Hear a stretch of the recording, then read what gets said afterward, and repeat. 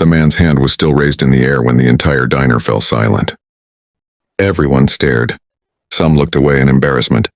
Others whispered behind their menus. But one person, sitting alone in the corner booth, quietly stood up and started walking toward him. Nobody could have predicted what would happen next. If stories like this touch your heart, you're in the right place. Subscribe to Sage Stories for more inspiring tales of kindness and human connection. Hit that like button and share your thoughts in the comments below. We'd love to hear from you. Marcus had been coming to Betty's diner every Thursday morning for 3 years. It wasn't the coffee that brought him back, though Betty always poured it strong and hot. It wasn't even the pancakes, though they were the best in town.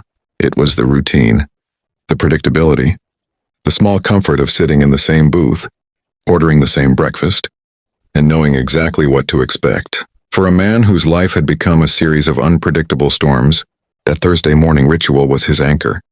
He was 62 years old, though most days he felt closer to 80. The tremor in his hands had started about 8 months ago.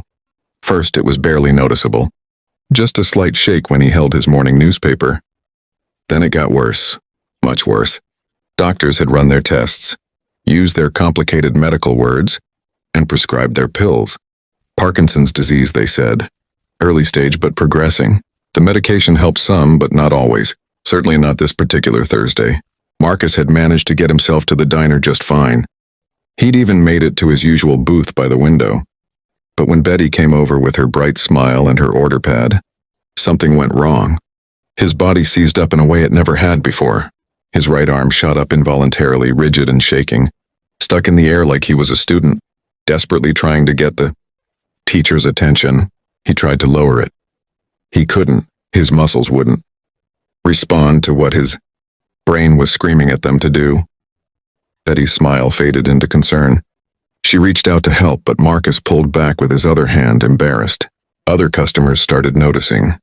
A woman at the counter nudged her husband and pointed. A group of teenagers in a nearby booth stopped their conversation to stare. Marcus felt heat crawling up his neck and into his face. This was his nightmare.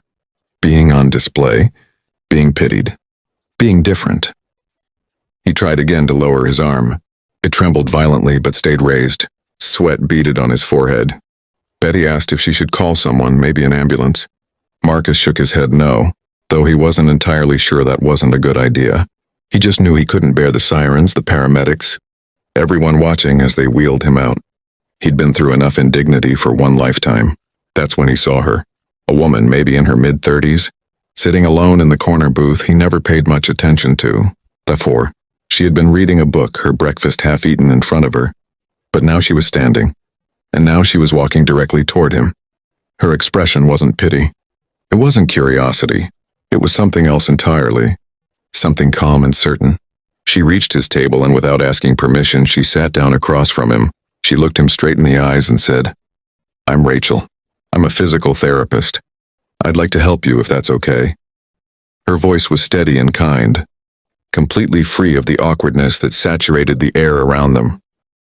Marcus managed a small nod. What else could he do? His arm was still stuck in the air, shaking like a branch in a windstorm. Rachel glanced at his raised arm and then back at his face. She said, "I'm going to gently touch your shoulder now. Is that all right?" Another nod from Marcus.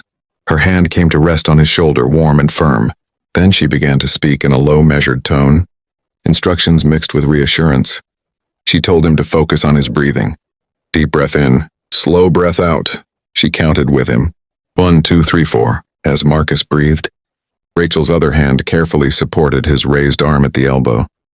She didn't try to force it down. Instead, she began making small, slow circles with his arm, working with the tremor instead of against it.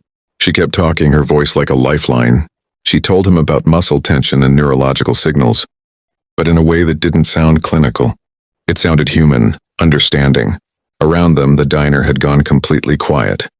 Even the teenagers had stopped whispering. Everyone watched this stranger help a man they'd only ever nodded at politely. Betty stood nearby, her order pad forgotten in her hand, tears gathering in the corners of her eyes. After what felt like an eternity but was probably only 3 or 4 minutes, Marcus felt his muscles beginning to release. Rachel continued the gentle circular movements, continued the breathing count, and slowly, impossibly, his arm began to lower. When it finally came to rest on the table, Marcus let out a breath that seemed to come from somewhere deep in his soul. Rachel smiled at him. Not a smile of triumph, but one of quiet solidarity. She said, "That must have been scary." Marcus felt something break open inside him. Nobody had said that. Not his doctors with their charts and prognoses. Not his daughter who called every week from California with forced cheerfulness. Not even Betty, who'd known him for years. But this stranger, this woman named Rachel, had named the exact thing he'd been feeling. His eyes filled with tears and he nodded. It had been terrifying. All of it. The diagnosis. The progression. The loss of control over his own body. The fear of what came next. Rachel reached across the table and briefly touched his hand, the one that had just returned to him. She said, "I work with Parkinson's patients. If you ever want some tips on managing the tremors or just want to talk about it, I'm here most Thursday mornings." She slid a business card across the table. Then she stood up, squeezed his shoulder once more, and walked back to her booth as if nothing extraordinary had just happened. The diner slowly returned to normal. Conversations resumed. Forks clinked against plates. Betty came over and poured Marcus a fresh cup of coffee, her hand shaking slightly as she did. She didn't ask what he wanted to order. She just brought him as usual. "Pancakes, 2 eggs over easy, bacon crispy." She set the plate down and said softly, "On the house today, Marcus." He tried to protest, but she waved him off. Then she did something she'd never done before. She sat down in the booth right where Rachel had been sitting moments earlier. Betty said, "My mother had Parkinson's. Watched her go through what you're going through. I should have said something before now. Asked how you were doing." "I'm sorry I didn't." Marcus looked at this woman who'd served him coffee every Thursday for 3 years and realized how many people were carrying their own hidden struggles, how many silent battles were being fought in the spaces between good. "Morning and have a nice day," he said. "You're saying something now. That matters." Over the following weeks, Marcus started arriving at the diner a little earlier on Thursdays. Rachel was always there in her corner booth with a book and a coffee. Sometimes they talked about exercises he could do to maintain mobility. Sometimes they talked about medications and side effects. Sometimes they just talked about life, books, weather, the best hiking trails in the area from back when. Marcus used to hike regularly. Rachel never made him feel like a patient. She made him feel like a person who happened to have a condition. That small distinction changed everything. Through her, Marcus met other people dealing with Parkinson's. He joined a support group. He started physical therapy sessions.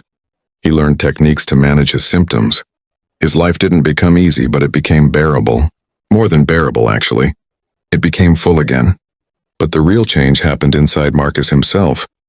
He started noticing people the way Rachel had noticed him. The teenage girl who came in after school and always sat alone, picking at French fries with sad eyes. The elderly man who struggled to open the heavy diner door. The young mother who seemed overwhelmed trying to manage 2 toddlers while ordering food. Marcus began reaching out. Small gestures, holding doors, offering a kind word, sitting with people who looked like they could use company. One Thursday, about 6 months after that first incident, a new customer came into the diner. An older woman walking with a cane, her movement stiff and uncertain. Marcus recognized the signs immediately. The way she gripped the cane, the slight tremor in her free hand. The look of determined dignity mixed with fear. She was early in her journey with Parkinson's, he could tell. Without hesitation, Marcus stood up and walked over to her. He smiled and said, "I'm Marcus. Would you like some company for breakfast?" The woman looked startled at first, then relieved. She nodded. As they sat down together, Marcus caught Rachel's eye across the diner. She raised her coffee cup slightly in a small salute. He understood. This was how kindness worked. Not as a transaction completed, but as a current that flowed from person to person, gaining strength as it moved. That day in Betty's diner, when Marcus's hand was raised and he couldn't bring it down, he learned something profound. We all have moments when we're stuck. When our bodies fail us, or our hearts break, or our courage runs out. In those moments we need someone to see us, really see us. Not to fix us or pity us, but to sit down across from us and say, "I understand. I'm here. You're not alone." Rachel gave Marcus that gift, and Marcus learned to give it to others. That's the beautiful thing about kindness. It doesn't disappear when it's given away. It multiplies. It spreads. It transforms strangers into friends and fear into hope. So the next time you see someone struggling, someone with their hand raised and no way to bring it down, maybe you'll be the one who stands up and walks over. Maybe you'll be the quiet stranger who changes everything. And maybe, just maybe, your small act of compassion will ripple out into the world in ways you'll never fully know but will matter more than you could ever imagine. Share your stories of unexpected kindness in the comments below. We'd love to hear how compassion has touched your life.